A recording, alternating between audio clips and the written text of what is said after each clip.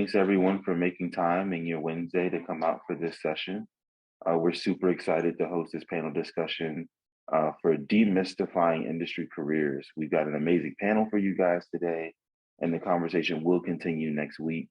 So our first session this week is more about learning what the job is, what the first year or 2 years looks like, and really getting an inside view of what an industry career can be and what you can make it for yourself.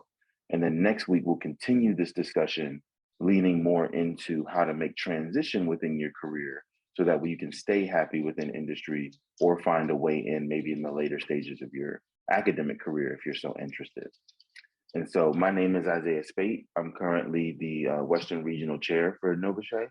I'm also a postdoctoral scholar at the University of California, Irvine. And I'm gonna go ahead and pass things over to Leo, who will be my co-moderator today. Hello, everyone. Nice to join you today. I'm Leo Fontenot, the National Student Representative of NOBCChE, and I'm also a graduate student in the chemistry department at LSU. So I'm going to go ahead and start introducing our panelists. So we'll go through the short bios of our panelists and give them a minute to jump in and add something if they'd like to. First, I'm going to start with Lindsay Thicklin. Lindsay Thicklin is a Nashville native that graduated from Purdue University in 2015 with a Bachelor of Science in Cell Molecular Developmental Biology and a minor in Mandarin Chinese. She later returned home to Tennessee to complete a master's degree in chemistry at Middle Tennessee State University. After matriculating in 2017, she relocated to Boston, Massachusetts to work for BioVerity Therapeutics in the Rare Blood Disorders Protein Therapeutics Group.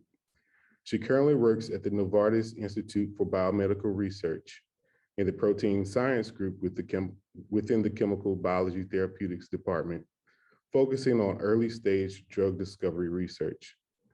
Within NIBR, she also serves as the Employee Resource Group Lead for the Infinity Group, the NIBR Black Associates Community Forum. Beyond the lab bench, Lindsay is a proud member of the Boston Alumni Chapter of Delta Sigma Theta Sorority Incorporated, and also serves as a governing board member of the New Mission School in Hyde Park.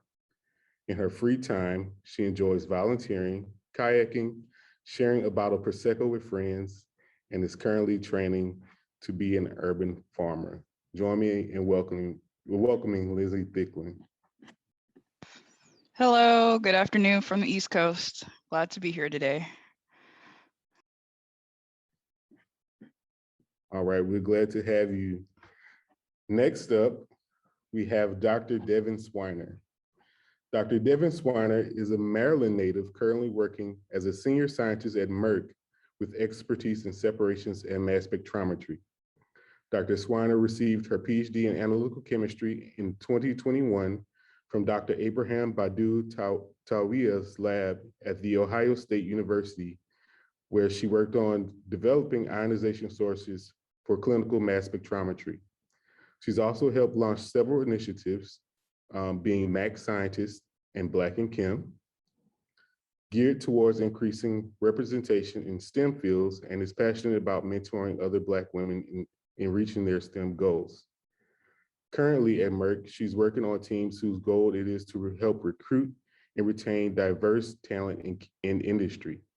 She's an active member of NOBCChE and of the ACS Analytical Division's Education Committee, where she continues to advocate for marginalized communities. Her current title is Senior Scientist in Small Molecule Analytical Research and Development. Let's welcome Dr. Devin Swaner. Hey everybody, happy to be here. Thanks for the intro, Leo. If I remember right, I think, Devin, you were the founder of Black in Chem, right? Yes. I don't like leading with that, but yes. I mean, you got to give credit where credit is due. Black in Chem has been doing some awesome stuff. So thank you for bringing that to the forefront. I appreciate that. Yeah, thanks, Devin. All right, Awesome. Isaiah, take over and introduce the rest of our panelists. I surely will. So I'll go ahead and kick off the other half of our panel, well, a little over half of our panel with Dr. Mikhail Trout. So Mikhail got her Bachelor's of Arts in Chemistry from Lawrence University in Appleton, Wisconsin. There she worked with Dr. Deanna Donahue and did some work creating atmospheric monitoring devices from an open source resource material, which I think is really, really awesome. She was able to measure CO2 concentrations and also measure particle sizes in atmospheres. So that's some really interesting background work.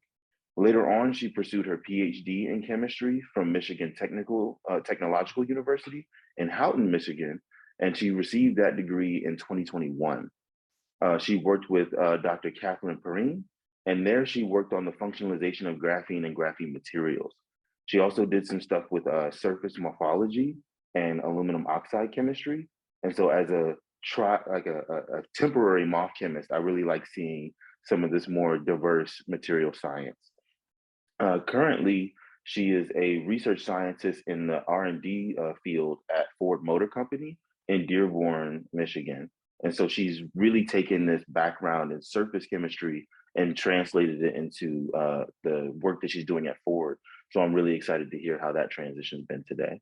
So if you'll join me in welcoming Mikhail, that'd be great.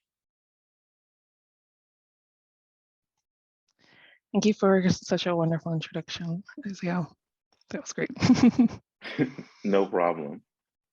Next, I'll go ahead and introduce Dr. James Walker, who is currently at Dow Chemical. James is an associate research scientist that joined Dow in 2018. So he's got a little bit more long in the tooth, but he's still a pretty young gun over there at Dow, which is pretty nice to hear. James ended up getting his bachelor's in chemistry from University of Cincinnati, who I do know a few folks over there, so I'll have to ask for some funny James stories later. Additionally, he got his PhD in organic chemistry from Iowa State University. And so as we were talking before the session started, James has actually said that he's been able to transition and pivot a little bit from the hardcore organic chemistry into some other areas while he's been at Dow. So we've got a nice mix of, backgrounds here and there. James has also done some work outside of the lab, spending time in the Great Lakes Bay region communities as a leader for STEM, and was recently awarded a K-12 Presidential Award from NOBCChE for his efforts in the K-12 space. And then outside of being an excellent scientist and a leader, he also likes to get a couple of shots up. So whenever we do meet in person, we'll have to see if we can run the ones. If you guys can join me in welcoming James, that'd be great. Thanks, everyone. Looking forward to the conversation today. All right, and then last but certainly not least is a friend of mine, Dr. Jade Ding. So Dr. Bing is currently a synthetic chemist at Cortegra AgriScience. She explores the discovery of development of novel crop production agents. Jade got her bachelor's in science in biochemistry with honors from Rider University. And then if chemistry wasn't enough, she decided to add on 2 minors, one in mathematics and the other one in Spanish. So we got a couple of multilingual people in here, which I think is pretty cool.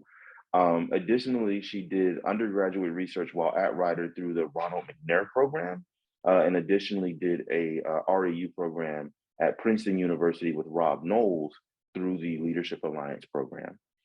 Additionally, Jade has served as a mentor to Project Seed, and was also a chapter president of Gamma Sigma Epsilon.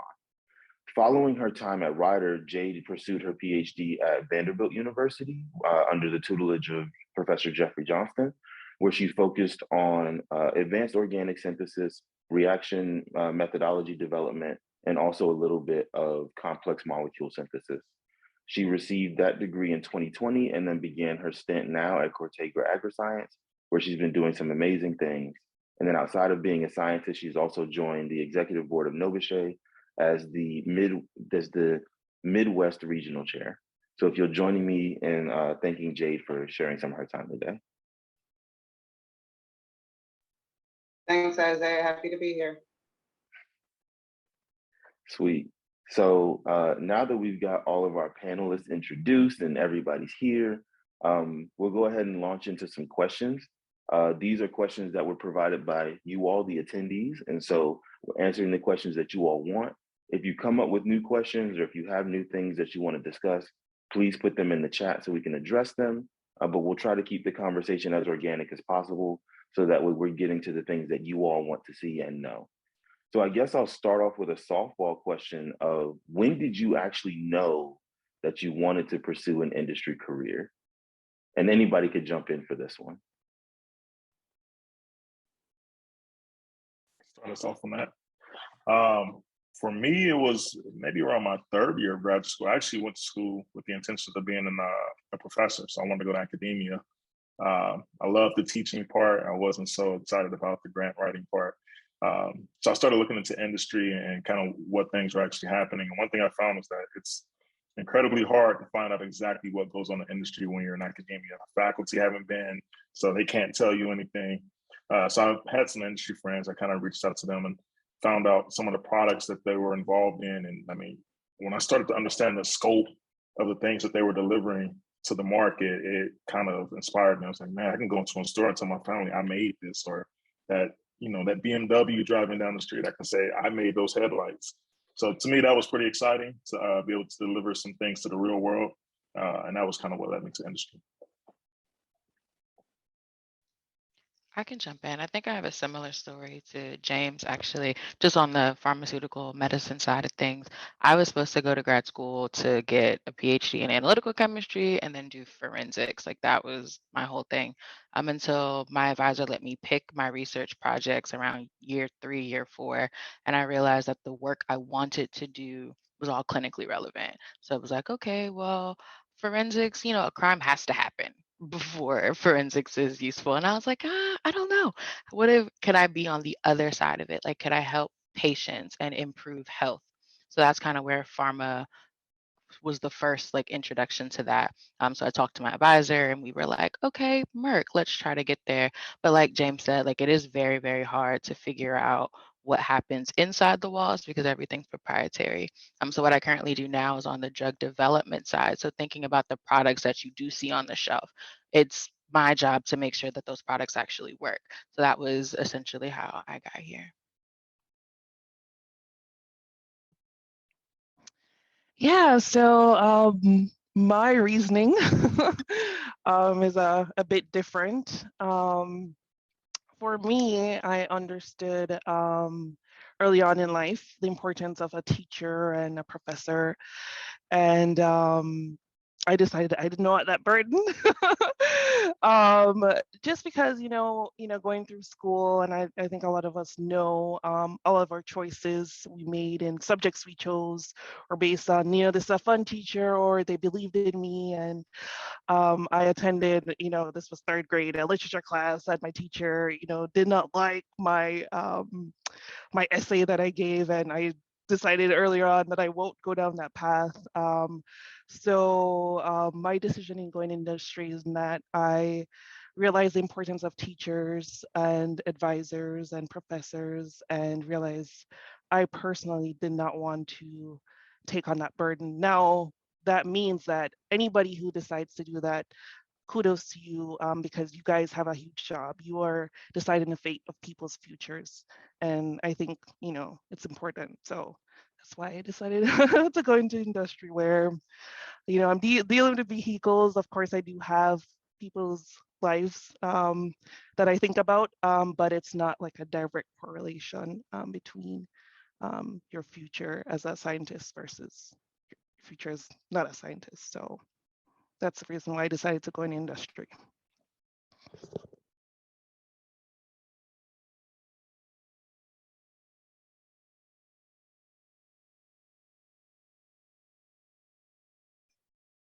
Okay, I guess I can jump in. So I guess I didn't originally know that I wanted to go into industry until I got to graduate school and kind of figured out what academia was about. And that's not like not trying to throw shade to academia, but I knew that being a head of a research lab was not really what I wanted to do. I did enjoy teaching. I do enjoy working with students. I do enjoy outreach and mentorship and that kind of thing.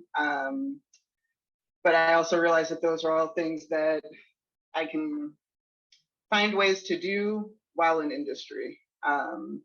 So, as Isaiah mentioned, currently I'm working with NOBCChE. I'm also working with ACS, working with a lot of other outreach programs. so I can kind of get my teaching and mentoring and outreach fix through external means. And then as far as going into industry and specifically agricultural chemistry, I had not heard of agricultural chemistry as being a thing for organic chemists until I went to the graduate research symposium that NOS has through the ACS that happened to be hosted at Indiana University, and Corteva AgriScience had sent out an invite like, hey, graduate students that are attending this, we're going to do some show field tours and site tours and all of this. Come check it out if you want. And I was down in Nashville, so I decided, you know what, let me drive up a day early, go check this out. And I think one of the most striking things that I found was that all of the chemistry that's being done here is essentially the same chemistry that's being done in pharma. It's just a different application. And there was a lot of cool chemistry that was happening. One of my favorites was that they're not still doing, but they are one of the few industries that strongly pursue natural product synthesis. So in a lot of other industries, that's something that's not really pursued, but in agricultural science, it's very heavily pursued, and that's something that has been a passion of mine since I was an undergrad. And yeah, I think that was one of the main motivators to get me into specifically agricultural industry here at Corteva.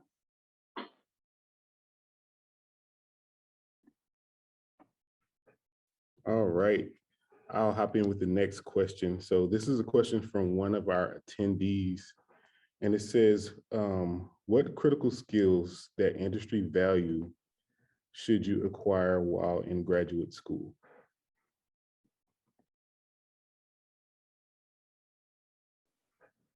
So anybody can jump in. So what kind of skills should graduate students be learning or acquiring now so that they have a successful career in industry?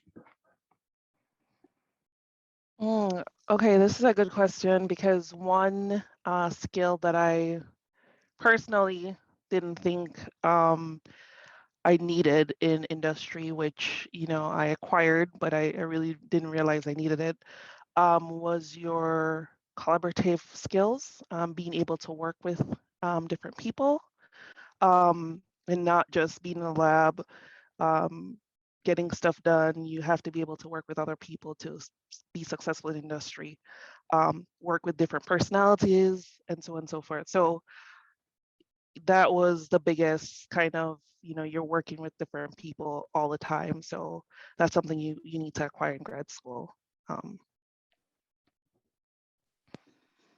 So I'll jump in as well. One of the skills that I think is should be highlighted more, collaboration, but also experimental design and knowing when to go big and when to go deep. A lot of times in academia, whenever you find something interesting, you're just encouraged to go down the path and keep going. But in industry, it's a business. If you're not going to make any money from it, why are you doing the experiment? And so being very cognizant before you hit the bench, okay, so how is this going to move the project forward? It may be interesting, it may not be interesting, but if this is what's going to move it ahead, that's what you're supposed to do. Because many times you have project goals and you have a timeline and you want to get stuff done within a timeline. Another piece of that, I'd say hard skill wise, is that the industry is really pushing more towards data science. So if you have a background, especially in coding, or even if you could pick up a Python class or some application in that sense, it'll help you off in the long run. And one that I think industry or academia otherwise is being able to present your data and not just throw up a PowerPoint and just talk, but be able to tell a story about it. Storytelling and data, one makes it more interesting, but you're able to create buy-in. And with industry, you want visibility that you're doing the right things, you're making the right connections. Easiest way to get visibility is one, being able to network, but two, being able to tell your data, tell a story about your data and make it make sense and relate it back to business goals. I think the only thing that I would add to that is if the audience notices, we're not necessarily talking about very technical skills, right? Like these are very soft skills that we want you to develop. At the end of the day, your technical skills can only help you, right? Like when you look at a job announcement, it may have specific things that they want for that particular job announcement. Other job announcements are going to be very, very vague, very broad, big picture, because at the end of the day, industry is hiring you to think, right? Like we're hiring you, like, can you think like a scientist? Can you do experiments to get to a point of like to meet project timelines, et cetera? So you want to make sure that don't necessarily focus on, oh, I don't check all of these technical skills. You get trained anyway. Like I have a background in mass spec and I didn't start touching a mass spec until this year, and I've been at Merck since June, right? Like I was hired because I knew how to think, and I found a way to use my technical expertise for my day-to-day job. So make sure you keep that in mind too as you're looking through a bunch of industrial job announcements. Yeah, I think one thing I would add is time management, in the sense that in graduate school, right, you can be in the lab until 11 p.m. You can come in on Saturday, you can come in on Sunday. When you're in industry, that's not a thing, right? You need to be done by 5 p.m. or 6 by a reasonable time. For us, we're not allowed to come in on weekends unless we get special permissions and sign off on different safety forms, et cetera. And in the beginning, that was something that was a bit difficult for me to adjust to. You know what, I really need to come in with my day planned out so I can accomplish everything that I want to accomplish within this 8-hour time frame. And making sure that I'm, doing the most efficient use of my time while I'm at work. Because I can't just, set something up and come in Saturday morning and finish it. So that's something that I think you can kind of start working on in graduate school in terms of planning out your days, planning out your experiments, and executing in the most efficient way. And to piggyback off kind of what everyone said, one big thing is to be curious, right? You go to school, you get your PhD in a particular area. When you come to industry, it doesn't mean you're going to work in that area, right? And kind of as we were talking about a little bit earlier, I'm an organic synthetic chemist, but now I'm learning material science, right? It's completely different. I haven't done an organic reaction in now over a year, right? So some people that can be uncomfortable. So you have to be curious and be willing to learn, which is what your PhD says. Your PhD says I can come in and learn, right? Your graduate school research is just a small slice of the pie. The other thing too, in terms of like presentation, this is kind of piggybacking off of Lindsay, is know your audience, right? We can talk technical and use all the jargon in the world, but when you're talking to, some of these executives or some of the finance people, they don't really care about all the technical. They want to know what the key takeaway is, and can they make a decision based off of what you show. So again, I think you kind of hear the overarching story, right? It's communication, being able to be curious and go in with an open mind when it comes to your research, and again, being able to show your overall skill set to the teams that you're going to work with. I think all of these were really great points, but one that kind of, rung in my head was something that Lindsay brought up about the newer side of things with, data science and programming skills. So I guess to launch into another question, what's one or maybe more than one new skill that you got from your industry position that you never thought that you would need during grad school? So we talked about what you may develop in graduate school, but as Lindsay said, and as everybody else kind of chimed in on, you're going to get something different, or you may need to develop a new thought process or skill set when you get to industry. So what's one or maybe more than one that you picked up in your time at your jobs? Yeah, one I can pick on this one is stakeholder management. Something you don't really have to do in graduate school, but managing stakeholders, their expectations, and communicating timelines effectively. If you tell somebody 2 weeks, they're going to be looking for it in 2 weeks. So you want to make sure you give yourself enough of a cushion that if there's anything that goes wrong, your stakeholders aren't kind of down your throat that you didn't have it in 2 weeks, as you said. So Stakeholder management, I think, is a really big one that I've learned since I've joined the industry. Yeah, I'd say to piggyback off of that, I knew nothing about business before coming here. And I also didn't realize how significant it is, you know, how well integrated the business side of things are within what I do on a day-to-day basis. And that's something I'm still learning a lot about. But it was kind of a shock when I first got here, the amount of new acronyms that are thrown around and cost analyses and EBITDA and things that I had never heard of before. But I guess I'm working to learn more about now. And there are certain trainings at my job that I can take advantage of. There's other trainings online that I've sought out, even through things like Merrill Lynch or other financial corporations. You can kind of take some of those courses online and learn more about just business in general. Yeah.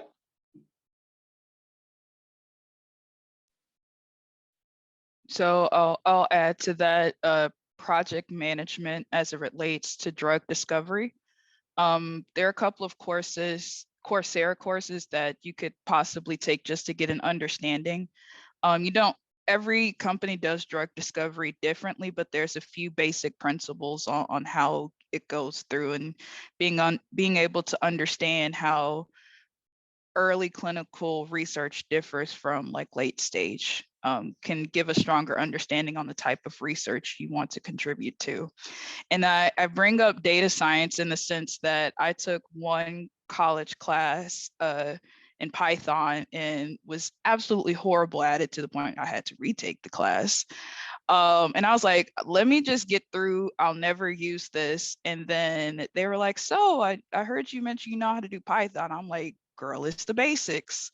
She's like, we gonna take it. So with my little level of Python programming and with Coursera, I've expanded to understanding Linux, because we do a lot of Linux work as it relates to like protein crystallography. And so having some sort of basic level of understanding and how to read a script, a coding script, and being able to troubleshoot when your code breaks, you may not understand the language fully, but having those basic understandings of like how to figure out the problem is helpful. And it's not even something that you have to take a full class on. It's just getting the basic, like I said, I took an intro to Linux class just to get started, to know what I was doing. And also, if you put it on your resume, they will believe you.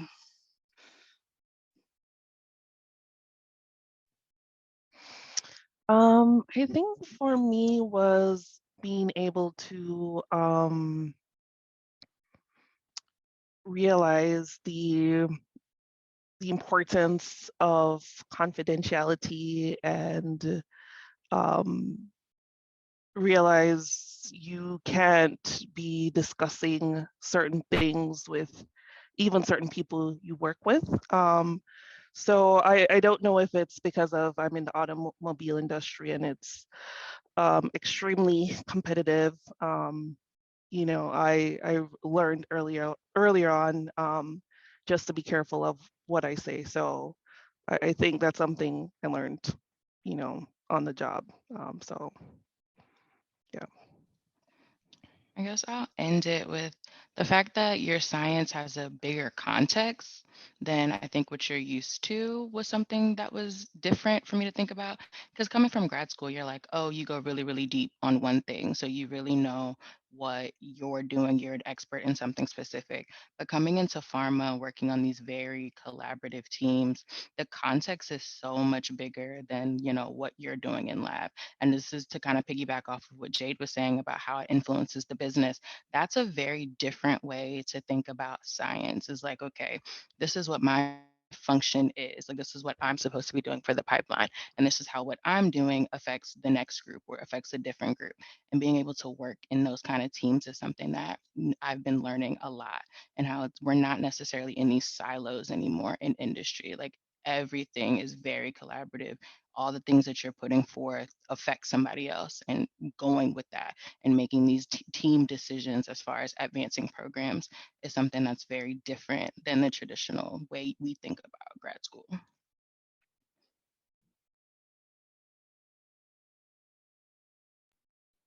All right, all right. All great responses to that question. And I'm going to follow up with something for directly more towards Devin and Mikhail. It's about during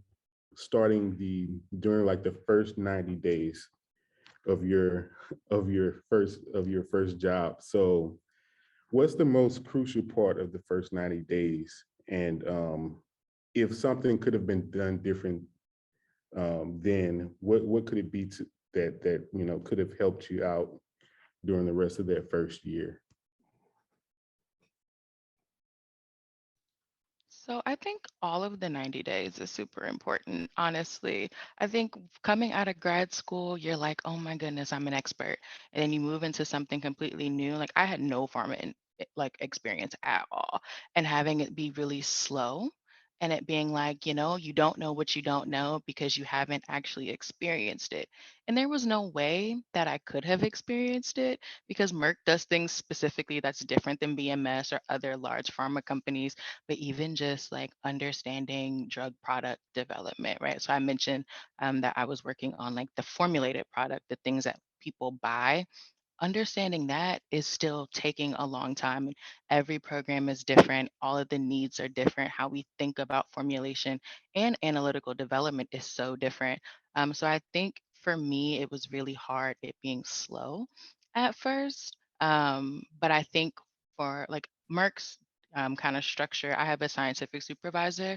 So I think I was set up for success, right? Because I had a person that I could be like, hey, I don't know what this means, or like, what is this acronym, or I don't know how to do this experiment.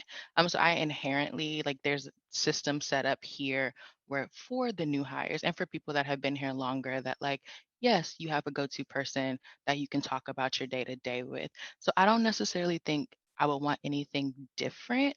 I just wasn't mentally prepared for the first 90 days to be slow. You think you want to get there and like hit the ground running, but like it's not how it works at all. So, oh, I'm sorry, Mikhail, where are you gonna go? Yeah, sure. So I guess my first 90 days, similar to Devin in that I had a very sharp, steep learning curve. I've never gone in depth into automotive chemistry or anything like that. But instead of it being slow for me, it was just everything was fast. Everything was just fast and crazy. And of course, it depends on where you are. But I think what I would change personally, and I got this from grad school, I would change being okay in being confused and not knowing certain things. In grad school, you slowly learn, you're at your pace, you research. But for me, I felt like I wasn't, sometimes I didn't have time to slowly understand things. And I think, I wish I was more relaxed in that sense and being confused and being able to feel okay and asking all of these questions and not feeling, a certain way. Because, in my industry, there's times I would be on meetings where they're discussing serious topics and, you're the new person and you're kind of scared to ask questions, but, don't be afraid. I wish I I wish I took more of what people were telling me, don't be afraid, yes, you're in the automotive industry. Yes, this is a serious issue, but we want you to learn and we want you to be a valuable member of this team. And if you don't learn, then you won't be. So, just don't be afraid to ask questions. I think, that's what I would change. So I'll add into that. One of the things that I'm still working on, and I've been a while since I was in grad school, really understanding that it's okay to not know things, but instead of digging in the literature, there was probably somebody in the company that's been here when that project happens. to go talk to them first. Yeah, you could dig in their lab notebook, you can dig in the literature and find all that out, but in industry, efficiency in the use of your time is more important. So even if you like, one of the biggest things that it's very common around here, it's like you just throw a meeting on someone else's calendar. You don't have to ask. If you see an opening and it's not blocked, you add the meeting and say, hey, can we talk about this? Or if you talk with the project team members, like, I don't know what this discussion was about because I don't have context. People roll in and out of projects all the time. So it's not uncommon for people to be like, hey, catch me up to what's going on.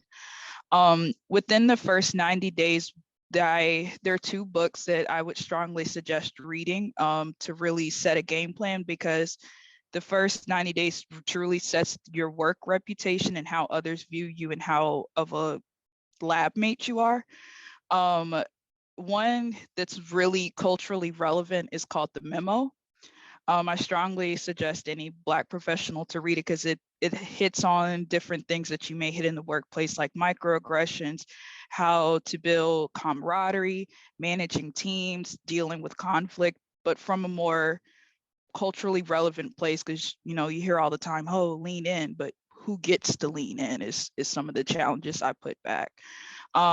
And I'll have to dig out the other one, but it's a book for the first 90 days and how to kind of set and make a game plan for how you want to win. So one of the key things to summarize is create your wins early.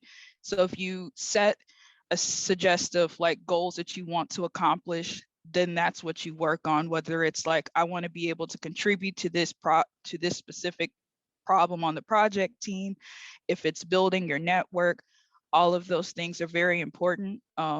One being like, I believe what James said, if you tell someone it's going to be done in 2 weeks, you get it done in a week and a half, so that people feel trustworthy.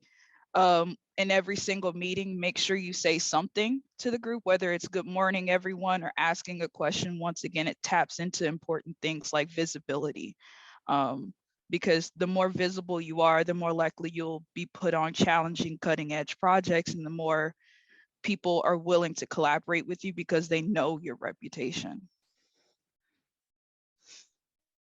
I just have one more quick thing to add that really has nothing to do with like the science of anything, but that took up a lot of my time within my first 90 days, and that is your benefits. So I'm the first in my family to do anything, to graduate college, to get any sort of advanced degree, et cetera. First in my family to have a 401k, first in my family to have any of these benefits, right? Which I knew absolutely nothing about. And coming in and trying to pick these different packages, and I'm still learning about it, trying to figure out what kind of health insurance I need, all those kinds of things are things that you can kind of at least start to look into before you get to your job. If you've accepted a position, you can ask about the benefits package before you get to your job. And I think that was something that I was spending a lot of time doing that my peers who had joined at the same time, who are not necessarily from the same background, did not have to spend a lot of time doing, because they could just go ask, their parents or whoever what the best route is. So just something to consider if you have accepted a position, try to request some of those resources ahead of time so you can evaluate them and get familiar with them.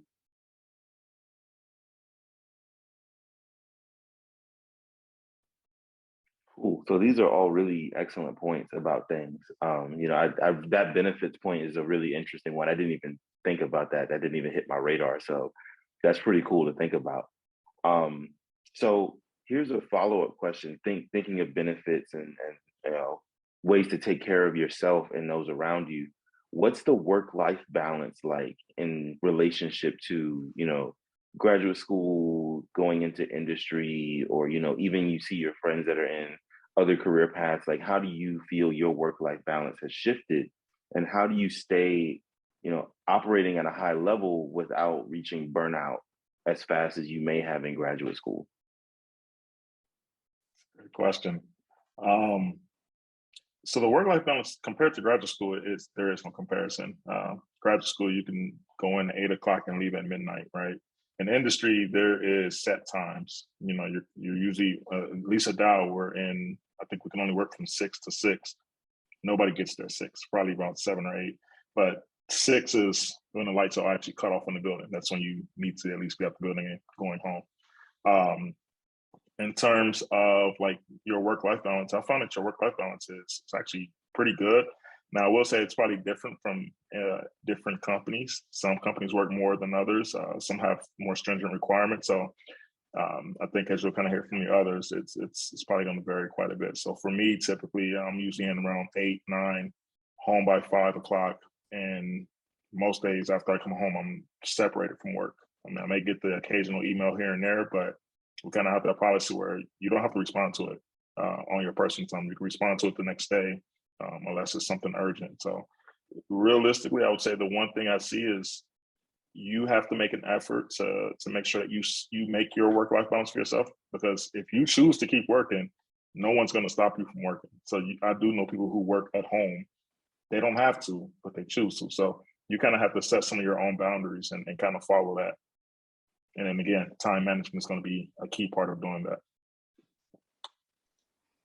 I agree. I think that it is night and day from grad school.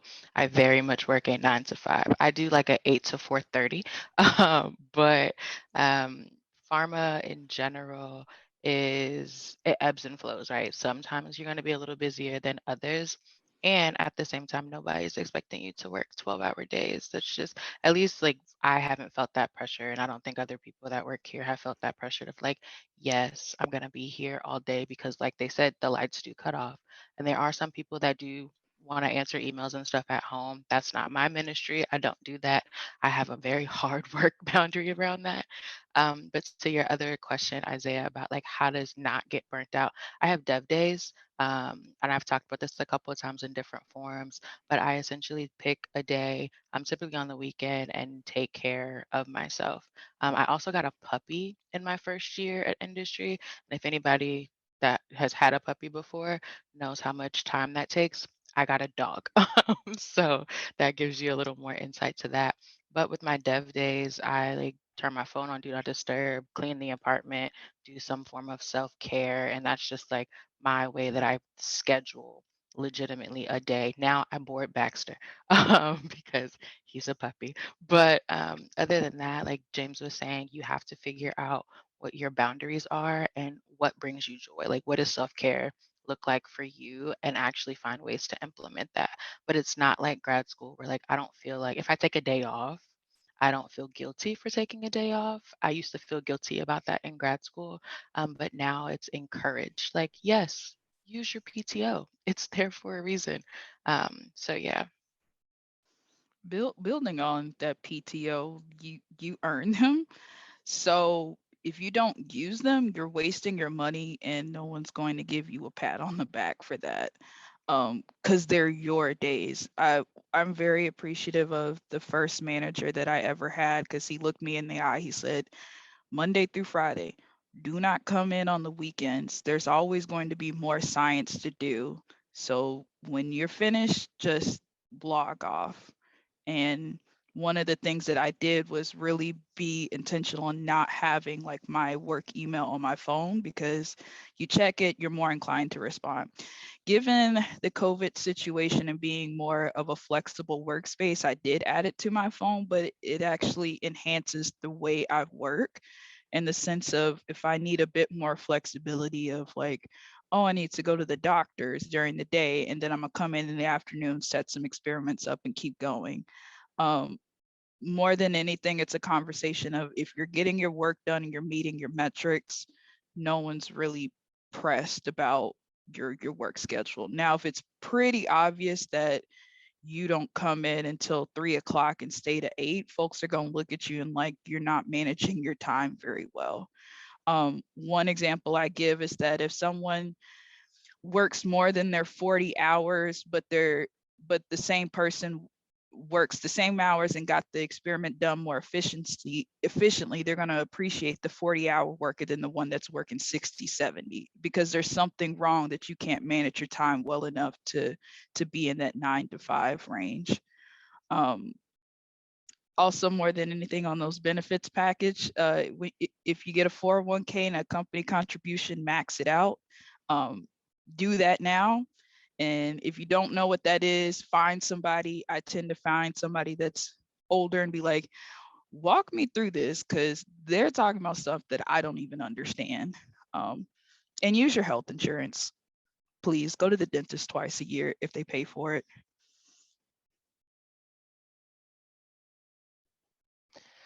Yeah, I agree with everything everyone says. I have the exact same experience. In fact, my team manager really encourages that we, stick to, our work-life balance, in 9, 8, out 5, 6.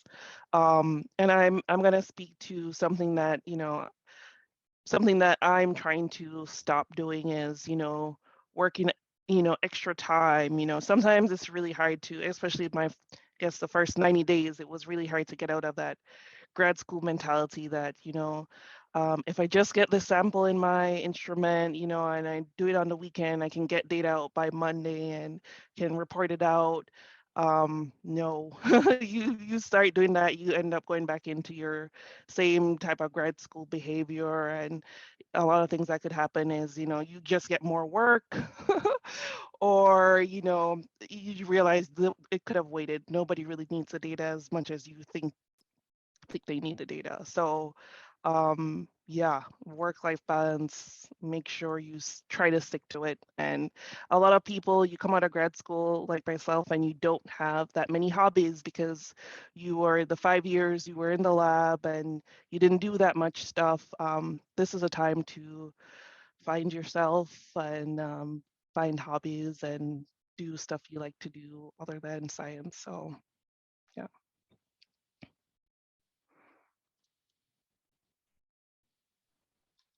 I have to agree with a lot of what Mikhail said.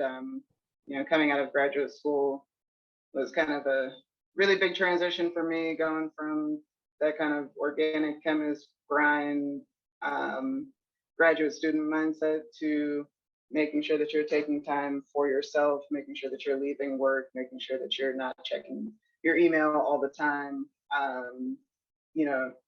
Just kind of adjusting the mentality to the cliche of it's a marathon, not a sprint. Everything that you're working for is gonna be here on Monday. If you're there on Friday, it's gonna be here tomorrow. It's gonna be here the day after that. And not everything needs to be done right now today. But I will say that working somewhere where there's a positive work culture is important. One of the things that still kind of is in the back of my mind, even though it's not present at all, is in graduate school, at least the lab that I was in, if you come in at 9:05, you're gonna have somebody looking at the clock and then looking at you and then looking at the clock and looking at you like, oh, it's 9:05, why are you here so late? Or, if you need to leave at 4:30 instead of whatever time, there's like these side eyes and people passing judgment and all of that. And I can say that at least where I'm at, that's not the case. You were hired to do a job and people trust you to do that job. And they trust that you're going to do it whenever you're going to do it. And starting a job within, I guess, the pandemic also changed a lot of that, where, if you have meetings all morning and you work from home and then come in the afternoon, the assumption there is that when people see you on site in the afternoon, the assumption is they were doing work at home. No one's kind of, looking at you assuming the worst. I think even smaller things like, we have a gym on site. And I know in graduate school, I would try to grab my little gym bag, sneak off to the gym, try to go out the back door so my advisor wouldn't see me type of deal. And now it's like, I'll walk past my manager, they're like, oh, you getting in a workout? Okay, good, nice. And it's encouraged, right? Because it's just, to have a healthy, happy employee is much better for them in the long run. And then I guess the last thing that I'll echo was what Mikhail has been talking about with hobbies. It's really refreshing to get back into hobbies that I used to have, before graduate school. I like to paint a lot. I like to do different arts and crafts. I like to, play sports and all of that, and being able to kind of get back into that and find, myself again was a pleasant transition. One more thing to add to this, and this is kind of the common thing. If you, when you finish with school and you're getting ready to go to industry, please take a break between school and going to work.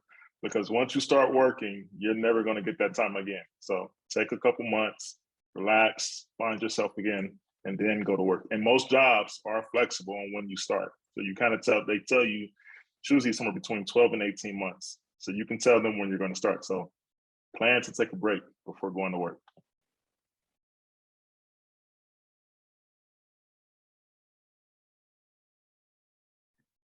All right. Good discussion. So a lot of our attendees are curious about the industrial take on postdocs and internships.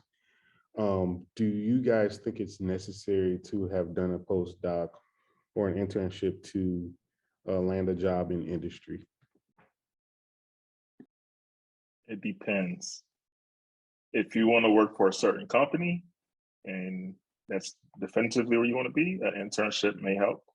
I would say a postdoc is not necessarily required or necessary unless you need to build up a certain skill set that's going to make you more desirable to a particular company. But a lot of times, if you go on with the thought that I'm going to learn what this job is and go, I would say most cases, most people I know haven't done a postdoc that has gone on to industry. So that's kind of my response to that.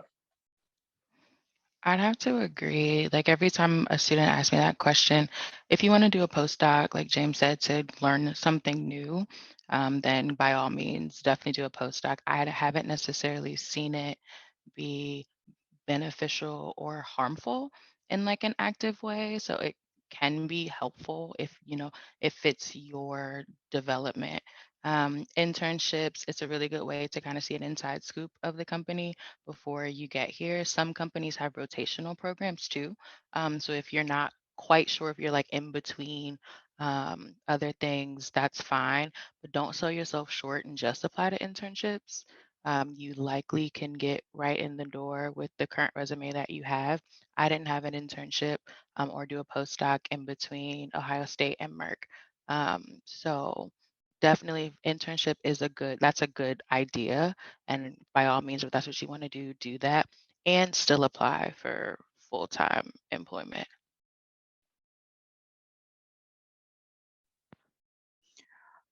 So for me, I have a master's degree, so postdocs just not on the table. But for what I will share for the folks that are considering a master's degree, it is an internship would help, but for the most part, what I've seen is most people don't really have them. For the ones that I've interacted with, it's more about more of the networking and being able to speak to the science that you do. So if anything, if don't feel discouraged or the fact that you can't apply for a position because you're missing that internship piece, because there's other so I will definitely say it's not a deterrent, but if you think it's an internship will really enhance your decision, if you want to do industry versus academia, an internship will give you insight on how they do science differently, because it is different.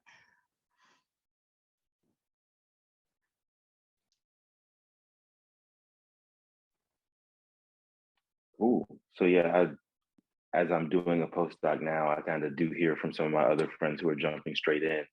They're like, I kind of didn't need one, or I applied with what I had and they loved what I had. So, I do think that at a certain point, you kind of have to just trust yourself, trust your knowledge and your ability. So it's cool to hear that all of you say, like, if you want to develop extra skills, go for it, but also just trust your ability and step out, right? So I think that's pretty cool. I wanted to save this question towards like the later portion of the panel because I think it's a bit of a heavier question. So we can spend a little bit more time here.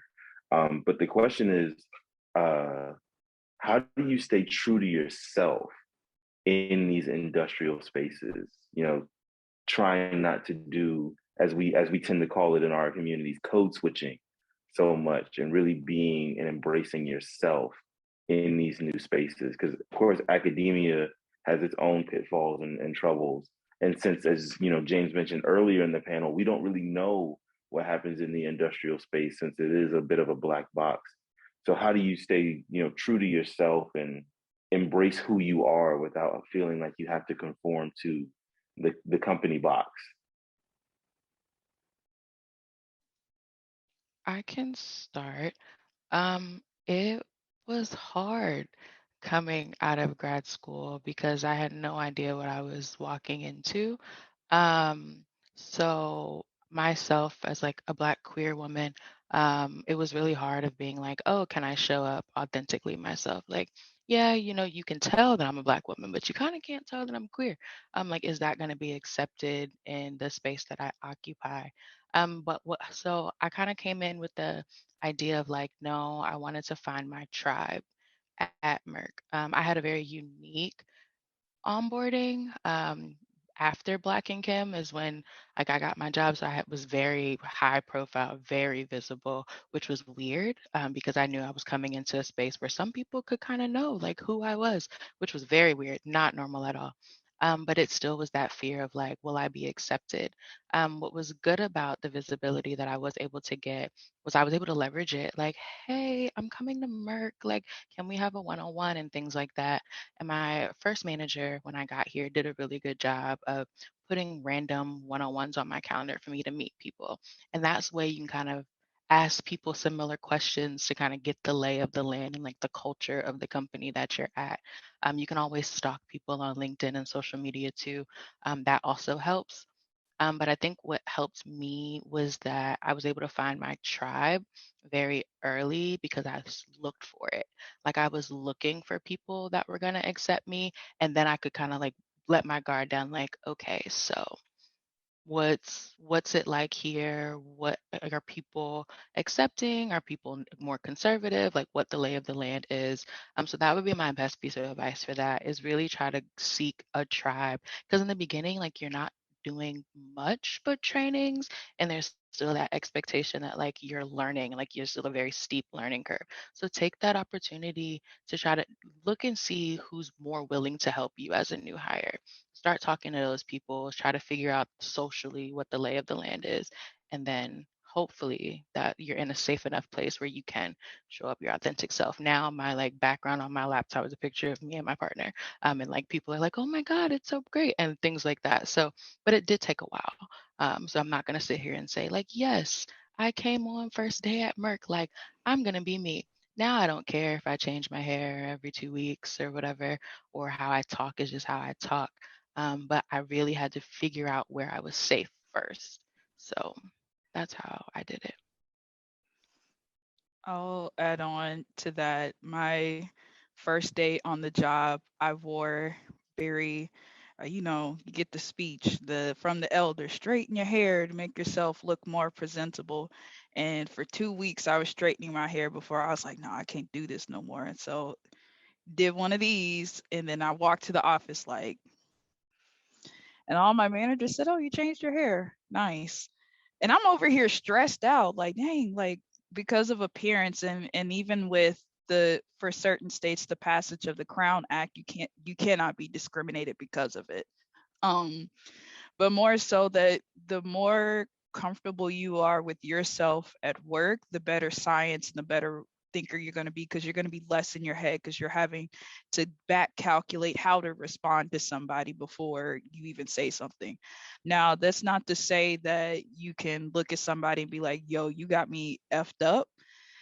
That's where I lean into my network and say, this is what I want to say because she's giving me energy, but how do I reply back? especially with those emails. And if it's like, I need to get across that this is not okay, I usually send it around, give me feedback, and share it back, especially when I remember one performance review, there was something that I felt was a bit of a microaggression. Thank you. A bit of a microaggression.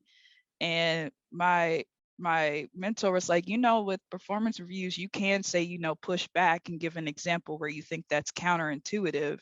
And I did, and they were like, what, I see why you made that decision or said it that way. And then it changes their perspective, because it's definitely a conversation. For me, one of the things that makes me feel like myself is I get my nails done. So of course they're a bit longer, and some scientists don't do nails.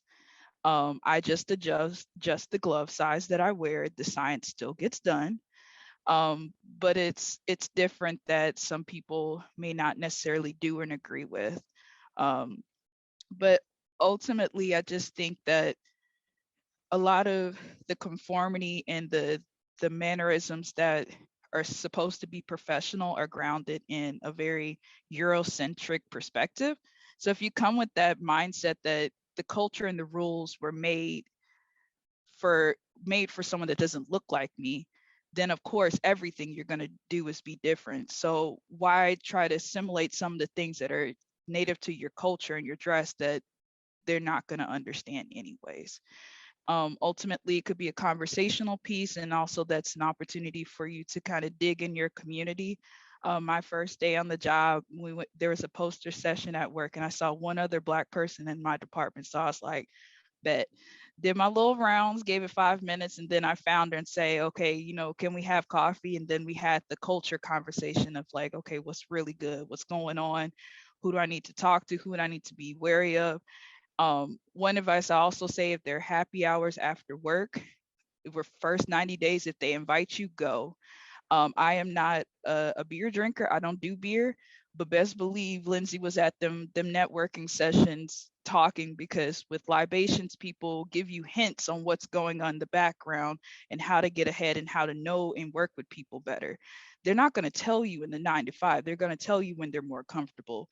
I'm and being in the Midwest in Indiana, cornhole is a big thing.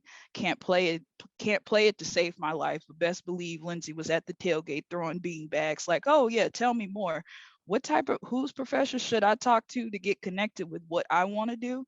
There's some things that may not be what you're used to, but you gotta negotiate in some sense. If you want to be able to get ahead or get to know somebody, sometimes you got to do the stuff that they like within reason.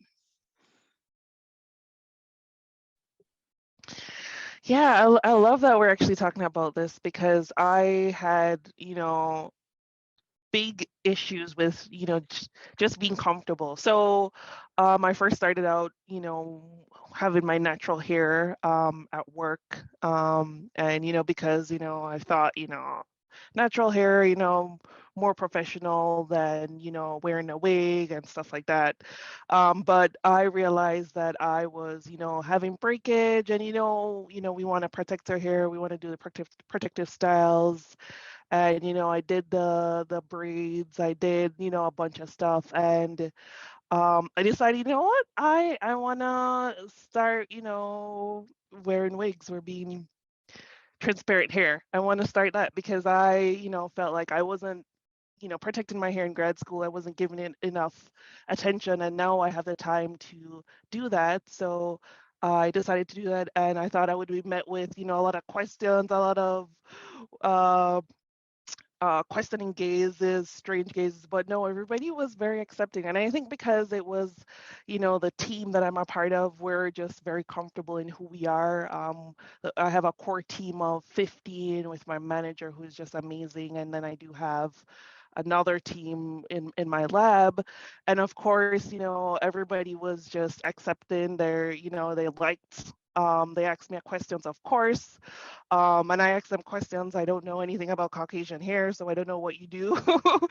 So, being able to do that in that space was enlightening for me. I was a bit afraid of the type of questions, and afraid, I might run into some issues where I'd be uncomfortable, but I wasn't. So I think, you know, the issue is to just, and they're wonderful people, and they're very educated on diversity. So I think, you know, what you should do, you know, if you are afraid of something like that, just go out there. I get my nails done too. I have a colleague who gets her nails done too.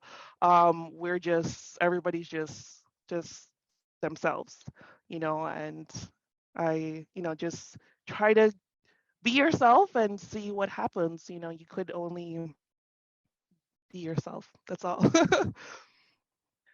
Yeah. Yeah, to kind of build on that, that's a really tough question. I think about when I first came in, and you code switch to begin with, right? Because you don't know what to expect, you don't know how people are going to view you, so you try to do what you think to fit in. And I think I might have been a little bit lucky because I was in kind of a hardcore research group, so it felt a lot like graduate school during the day. And so I gradually just started, you know, bringing more and more of myself to work as I kind of got to know people. So to the point where now it's not uncommon to see me in the office with, you know, a pair of brand new, you know, fresh old school Converse and some jeans and a hoodie to go in the lab, because I'm like, I'm not in front of customers. But I will admit, when I started, that was not the case, right? It was kind of terrifying because everyone kind of looks at you differently. And you know, also being African American, there's not many people that look like me in those groups. So it's kind of hard to navigate that. But kind of to what everyone said, talk to people, kind of learn what that culture is, and don't be afraid to ask us even the interview, what is the culture, right? Or when you're interviewing, you go to that lunch with some of the other people that work in those labs, ask them, what's the culture? You know, is there a dress code? What do they expect? How do people react? You can find out a lot of those things in an interview. And that's the one thing to remember too, is that when you interview for a company, it's also a chance for you to interview them as well. So ask those questions before you get in so that you kind of have some idea of what you're stepping into before you get there. But always be cognizant that no matter where you go, there's probably still going to be some issues from time to time that crop up, and you'll have to learn how to navigate and deal with those as they come. And again, having your community, having other colleagues that you can kind of fall back on, or mentors that you can kind of use as a sounding board, it's always going to be a good strategy for that.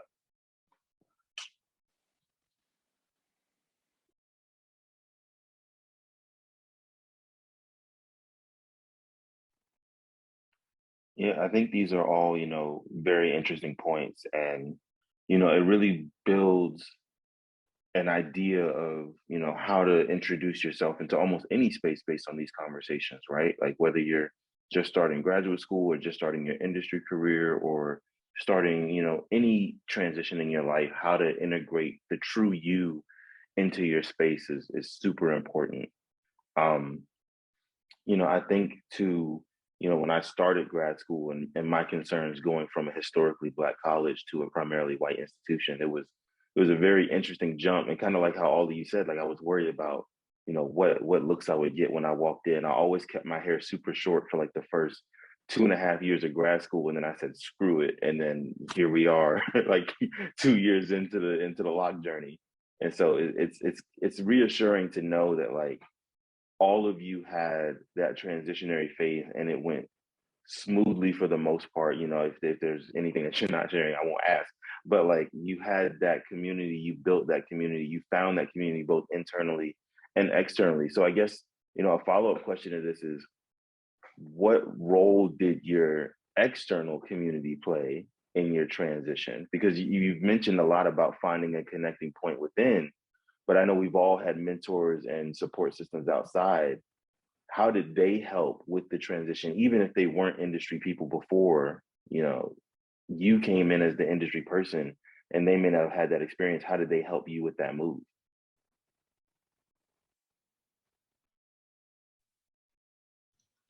I think you can never have enough sounding boards, honestly.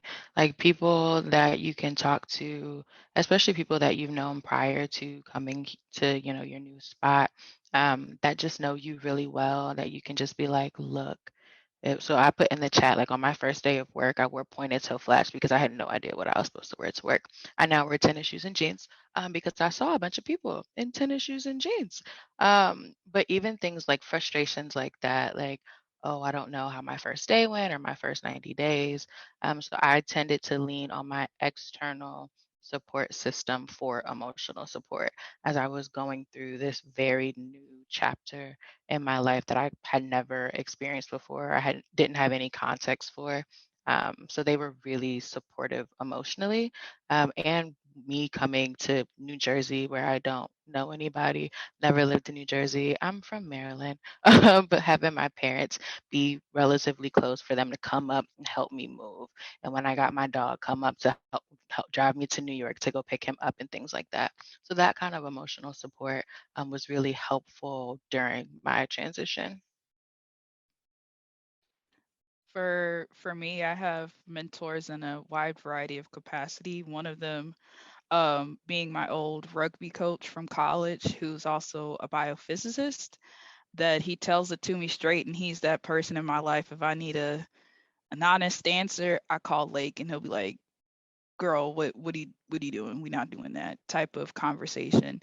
Especially when it came to salary negotiation and having people to give you perspective, because the one thing coming out of grad school, you're used to not having money, and all of someone's like, bow such $1,000, and you're like, "Ooh, wow, that's a lot." But if you don't talk to folks, they could be underselling you.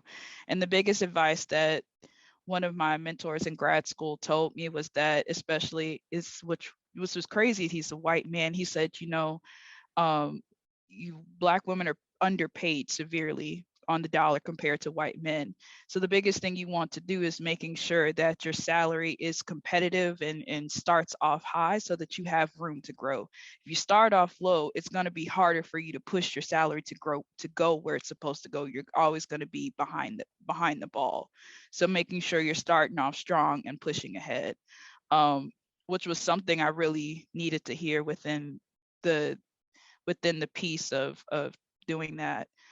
Um, Also, I linked into my networks.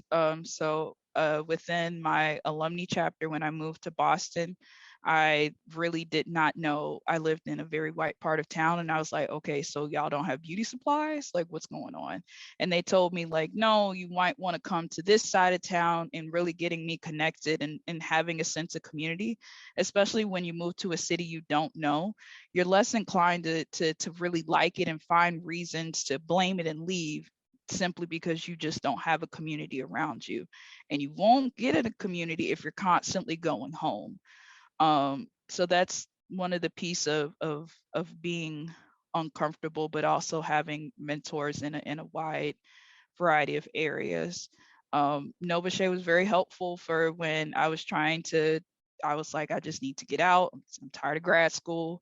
Let me network my way through, but also being around people that look like me reminded me that, yes, you're in a very white environment, but that does not mean we don't exist.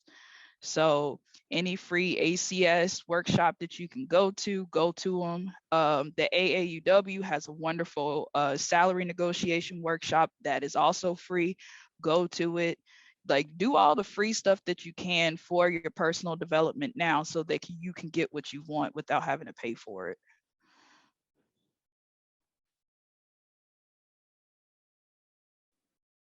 Yeah, so to add to that, that's all very good points. For me, I utilize a lot of the employee resource groups, which a lot of companies do have now, and it's a good way to kind of tie you into your community and also to kind of get involved in other communities as well. But also, again, having your community outside of work as well as inside of work. So definitely get those mentors from your past involved and lean on them because you're going to need them. It's just like when you went to graduate school. Typically, a lot of us go to graduate school in places we aren't from, right? And as you get to graduate school, you're pretty much an unknown element, and everyone around you is kind of just trying to find your way into that organization or group. So definitely utilize mentors inside and outside of your company. Treat it like you would if you went somewhere brand new, right? You need to build a brand new community and kind of start fresh, while at the same time relying on your outside community to kind of push you forward. So 2 words that I've always heard since I've started at Dow is have a mentor and also find a sponsor. And they are different. Your sponsor is somebody who will speak on your behalf in those rooms that you can't be in. But then you also have your mentor who will act as your sounding board to help you on your day-to-day things. So those two things are going to also be very important as you start your career.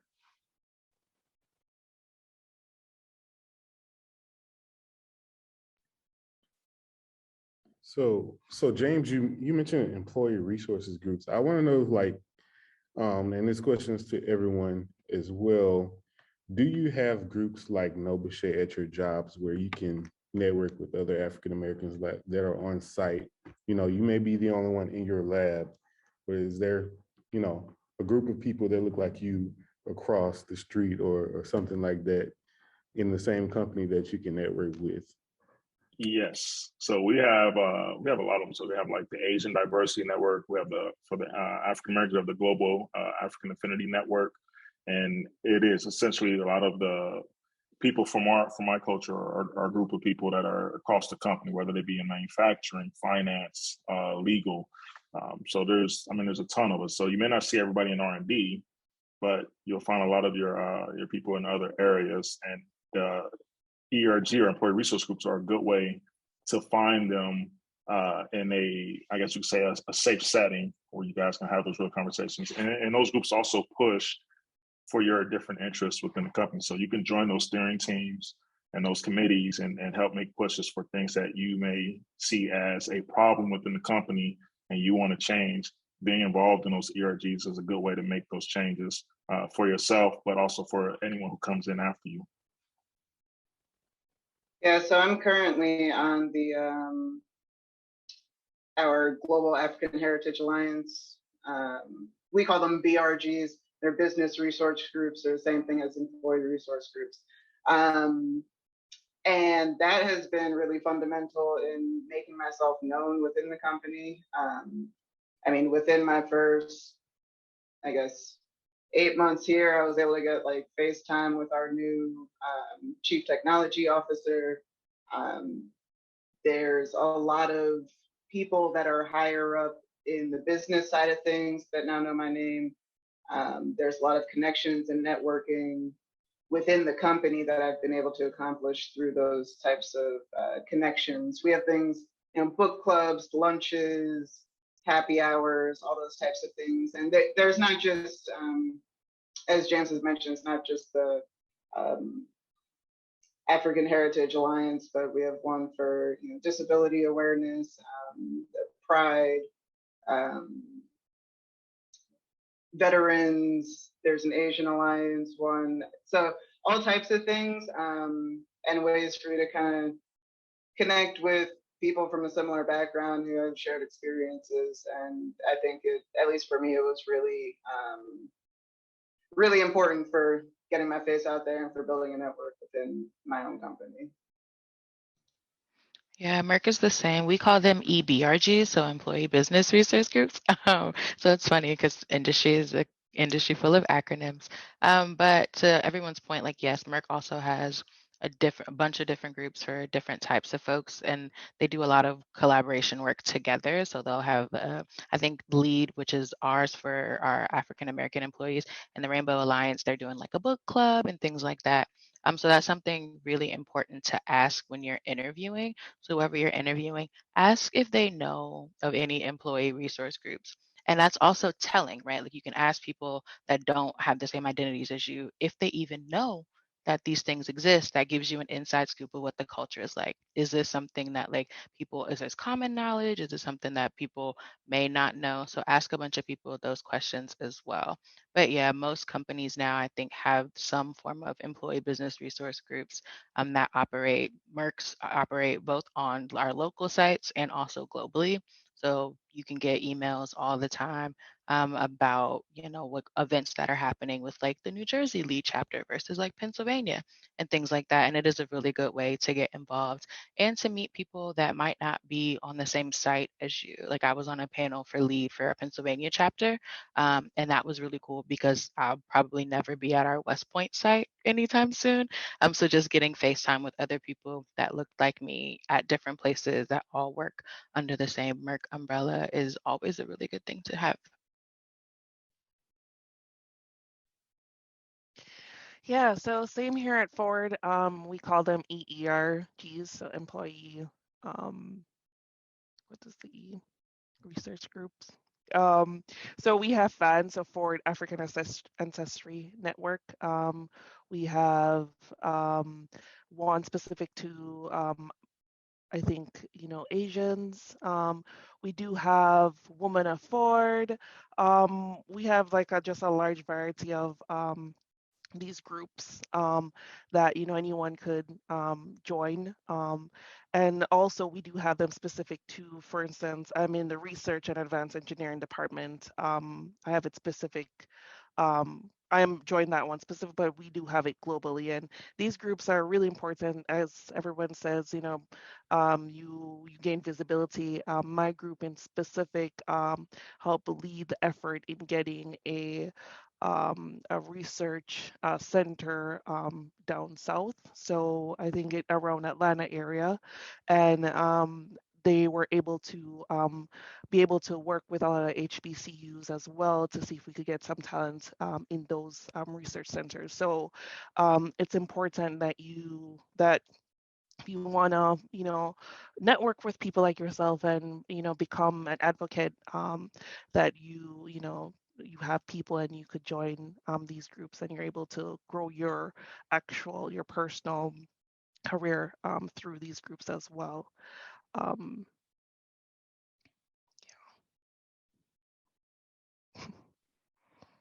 Awesome. So this has been an absolutely wonderful conversation, and we're coming up on about like 10 minutes left. So I'm gonna squeak in one more question, but I'll prelude it with a question that I want you to marinate on for a little while. So the marinating question is, if you have any advice that we didn't bring up during this panel, we'll get to that in like the last 5 minutes or so.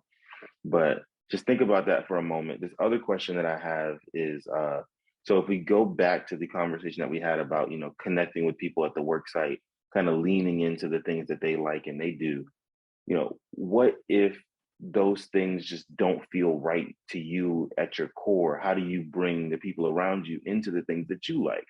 Or how do you make that compromise so it's a two-way street where you may lean into, as Lindsay said, playing cornhole, but how do you bring that person into, listening to the new Future album that comes out in 2 weeks?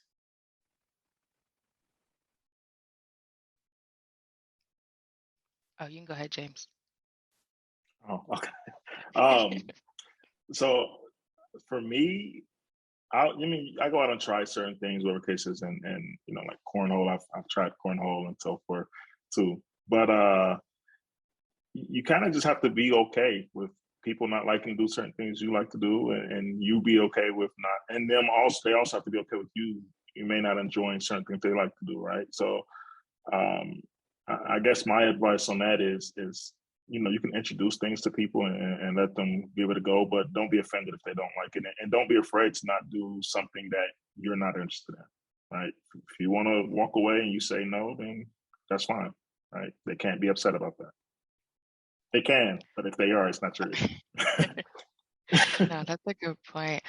Something that I think my department and my floor more specifically does really well is we have floor outings all the time. Like it's not uncommon for somebody to turn around and be like, hey, let's go to lunch. And then we kind of rotate essentially like who's picking the lunch place that we're going to. And that's just one example for food, right? Like we did an Indian restaurant a couple weeks ago, actually. We've done a happy hour at like a sports bar after work, things like that. Um, Not Merc money. You have to stop saying that.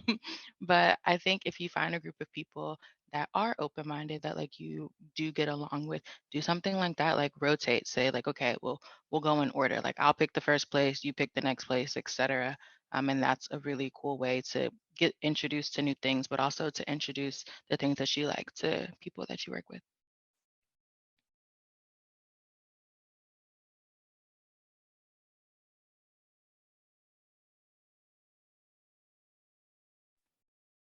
Okay, cool. So I guess we can go ahead and, wrap up with that last question. So, to our audience, if you have any advice that didn't come up, just go ahead and just lay that out here. So we'll make this a free for all.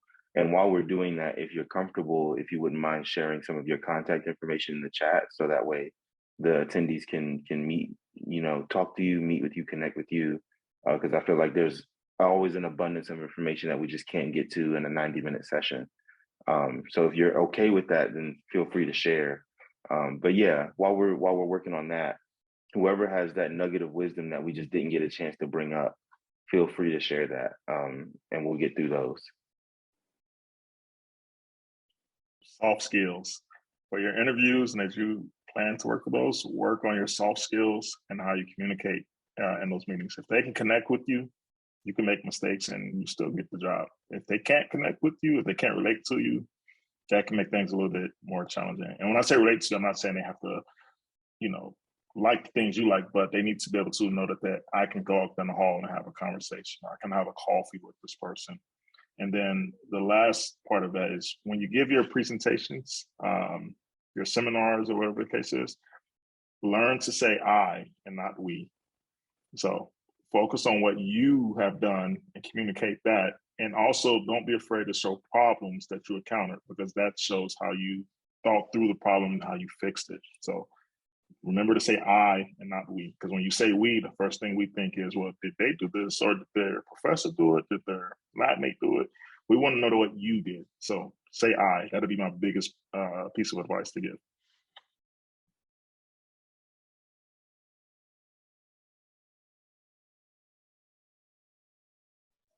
See, I'd have to counter that just a little bit, James, in the sense that the level of teamwork that is expected in industry versus academia is, it's a lot. And I know at least in an interview situation, there's a lot of times where people are asked, what is it that you've done that you would consider your personal accomplishment? What have you done as a part of the team? And being able to show that you can speak about others in a way that, gives them, what's the word? I guess that kind of bolsters their contributions, but doesn't necessarily take away from your own. And then also say how you communicated. So I would say, definitely say I. You do need to show those individual contributions, but make sure that you're not taking away from the rest of your team either. I know that there's some people who have kind of gotten caught up in that and don't realize that people know who you have worked with and know what their contributions actually were to certain projects. And then people go and present those projects and do not give any credit to their fellow contributors, and they get caught up in that. So I guess just give an honest representation, be cognizant of what actually, were your contributions and what were those of others. Yeah, I have to piggyback on what Jade is saying. Definitely in my work, and I think because I do work in such a core team in a lab, everything I present, it's always we, even though I know I'm the one who collected the samples, but in order to, for instance, present or report out, I have to go through a couple of people to be able to, sign off on what I say. And, it's just always we, no matter, the situation. And it also shows people that, even though they know that you did everything, that you're humble enough to kind of give credit to those people who, commented on your work or advised you on things to do, or you had a phone call, or someone who actually gave you samples, and so on and so forth. So in my line of work, we is the best way to promote yourself. Yeah, I think it's good to switch back and forth between the two. This is something that our lab has studied. We've been looking into this problem for X, Y, Z reasons. When I joined the project, I learned this, that, and the other thing. I contributed this. So there's a way to kind of practice it and talk about things that accomplish both. Right, and I agree with both of them. So, and that is true. You do want to give credit and highlight that, but you also, like I said, you do want to make sure that you show what you've done. I've been in too many interviews where I'm interviewing with a group. It's usually team interviews, right? And there's always this question: well, did they do it, or did that person do it? So this is just something I've heard when you have team interviews with multiple people and they walk away from your seminar and they don't know what you actually did. So So yeah, do give credit. That's very important, but make sure you also are clear about what your work you've done or what work you've introduced so that they walk away knowing, okay, this person was able to do this, this, and this, and they work in this team, but they also contributed in this way. So make sure you highlight what you contributed, maybe a better way to emphasize that. Okay, yeah, and actually that point is extremely important, James. I'm actually looking for a colleague to hire into my lab, in my surface science lab. And one of the things, the first thing that we're trying to figure out is, did this person actually do what they said they did on their CV?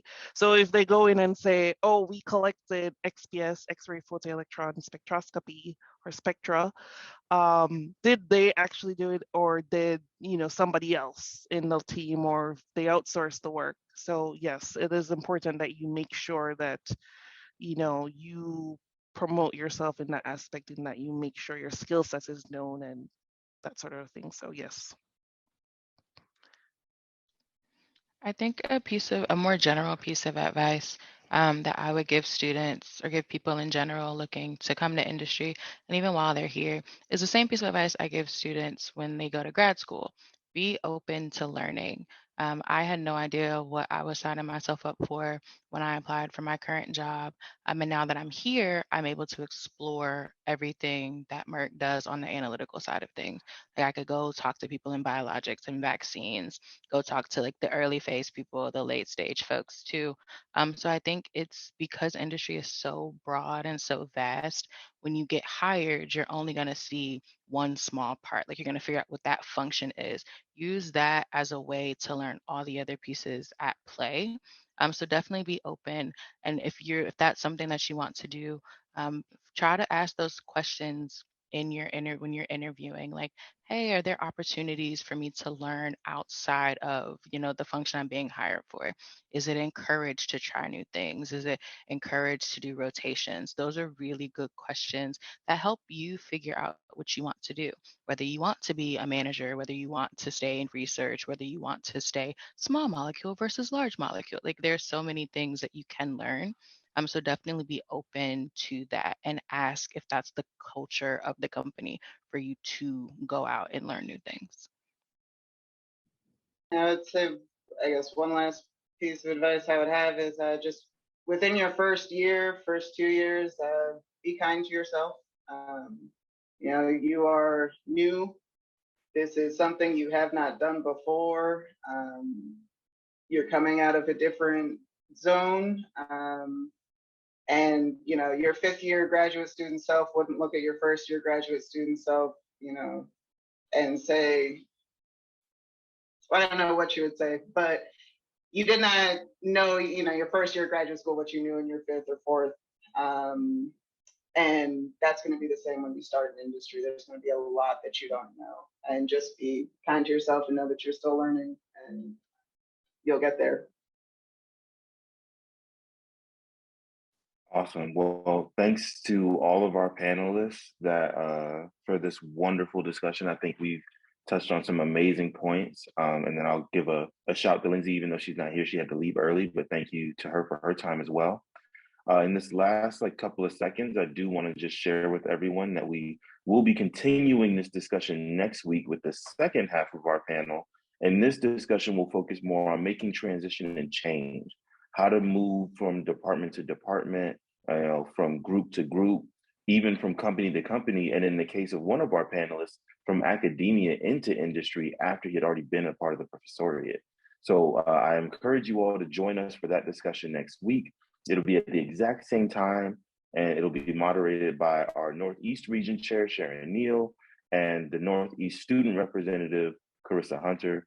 So please come out and join us again. And if you have any other questions, feel free to contact myself or the rest of the NOBCChE team at answers@nobcche.com or .org, or reach out to any of our panelists as they've given their contact information in the chat below. So thanks for joining us today, and we hope to see you again next week.